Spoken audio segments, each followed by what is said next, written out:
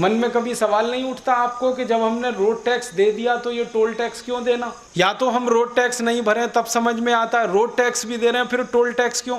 हमारे ही road tax के पैसे से रोड बन रही है, फिर उसी पे चलने के लिए और टोल टैक्स क्यों? और हर 20, 25, 50 किलोमीटर पर क्यों? एक दिन मैंने हिसाब निकाला था, दिल्ली से कलकत्ता अगर गाड़ी से आप चले जाएं तो डीजल के खर्चे से ज्यादा टोल टैक्स का खर्चा है दिल्ली से कलकत्ता, सड़क रास्ते से आप चले जाएं। तो हम हिंदुस्तान की सरकार को इनकम टैक्स के रूप में, कॉर्पोरेट टैक्स के रूप में, एक्साइज ड्यूटी के रूप में, वैल्यू एडेड टैक्स के रूप में, सेल्स टैक्स के रूप में, सेंट्रल सेल्स टैक्स के रूप में, रोड टैक्स के रूप में, टोल टैक्स के रूप में, प्रॉपर्टी टैक्स के रूप में, हाउस टैक्स के रूप में, 64 तरह के टैक्स के रूप में हर साल हम 20 लाख करोड़ दे देते हैं। फिर हमारी गरीबी, भुखमरी, बेकारी क्यों होनी? 20 लाख करोड़ पता है कितना धन होता है? आप गिन नहीं सकते। साल भर तक अगर 1000 के नोट आपको दे दिए